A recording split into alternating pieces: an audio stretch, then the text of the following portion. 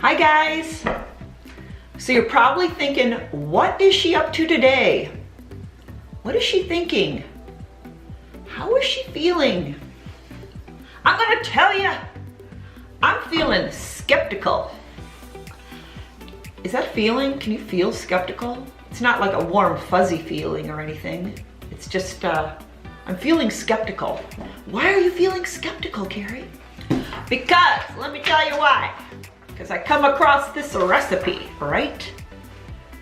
Dairy-free nut cheese. Okay, I can understand that, I guess. Most of the cheeses that I make have nuts in it, except for like that cheese sauce. That cheese sauce, that is made with oats.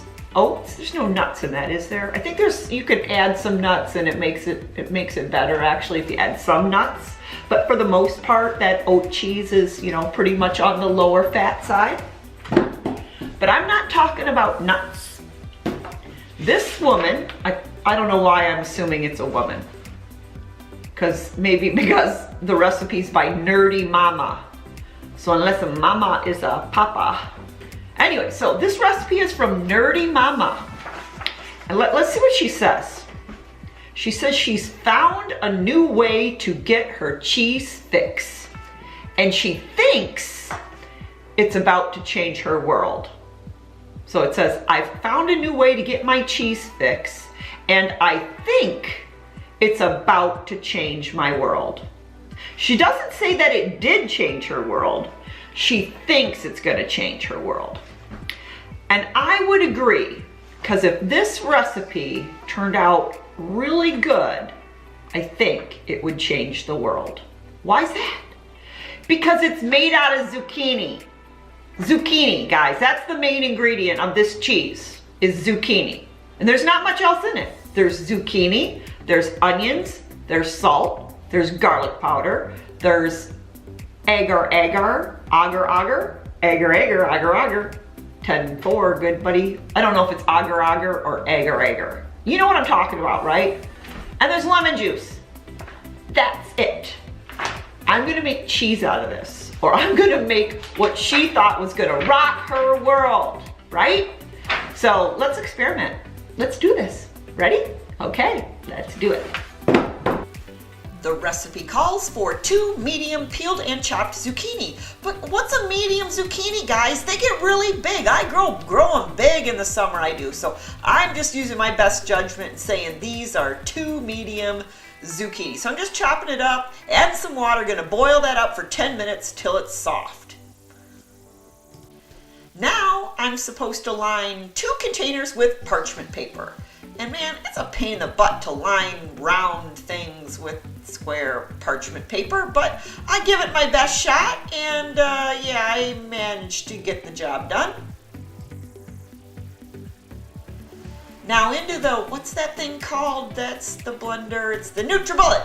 Into the NutriBullet, I go with 2 tablespoons of onion, 1 teaspoon of kosher salt, 1 teaspoon of garlic powder, and 1 teaspoon of lemon juice.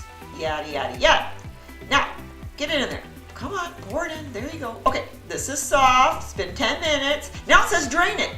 How much do I drain it? Like, there's a lot of water in zucchini. I could squeeze a whole lot of water out of that. So I just drained it for a while. I didn't squeeze it or squish it or anything. I don't know what I'm doing. I put it in the NutriBullet and I blend it up, and look, it's really liquidy.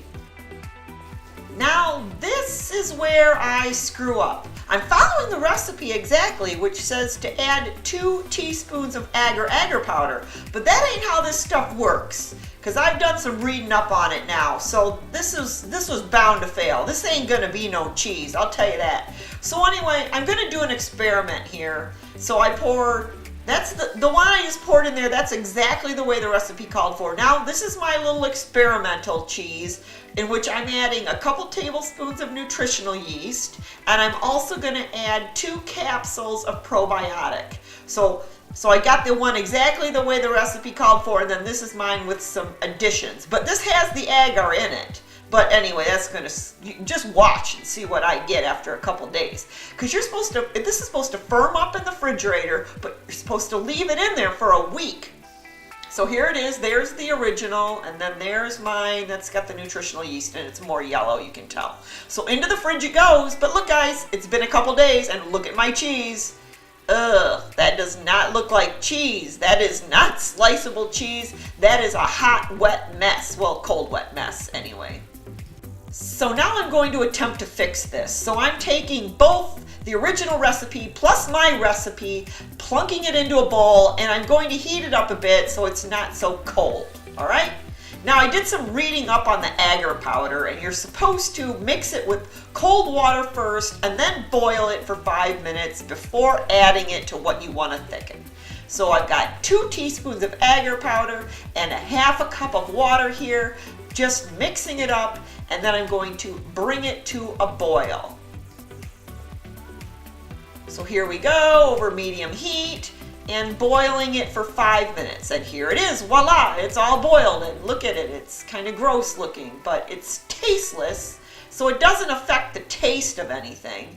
And once you get it mixed in there, it doesn't look like that. So anyway, are we making cheese here? I have no idea what we're making, guys. We're gonna find out what we get. So I'm just dumping this in here, gonna mix it up. See, you can't see it anymore. And into one single bowl we go, because my experiment is ruined. And screw that parchment paper too. I just used cling film or saran wrap, if you will, instead of the parchment paper. I'm gonna put a lid on this, stick it in the fridge, and let's see what we get now. And voila, here we go. A couple of days in the fridge, and look, we actually have something that's solid. It's solid to the touch. And believe it or not, it's even sliceable. It slices like cheese.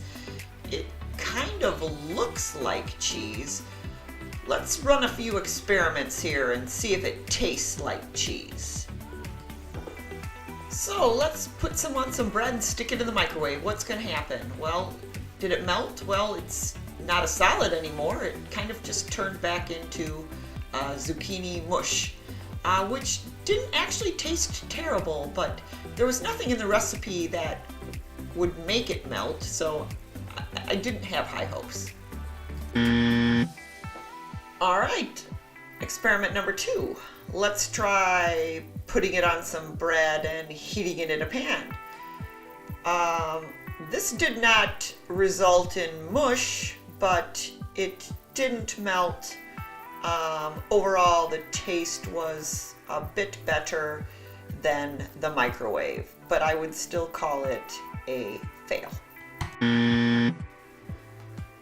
So let's try just sticking it in a pan and turning on the heat. What is this going to result in? Is it going to melt like cheese? Not really. Basically, if you let it go long enough, you get back to that mush again. Hey, look guys, it actually photographs pretty well. And all bashing aside, let's say you're a vegan. Yay! You're allergic to oats, you're allergic to oil, you're allergic to nuts, you're allergic to all those things vegans make cheese out of. This might be an option for you. You know, it doesn't melt well. You know, the flavor wasn't terrible. It didn't taste terrible. The texture cold was kind of cold and kind of not really slimy, but kind of jelly, more jelly-like, right? But you know, I will link the recipe, a corrected recipe, down below in case you guys want to experiment. Personally, I'm not allergic to nuts or oil or oats, so I will not be making this recipe again. But you know, I hope you enjoyed the video.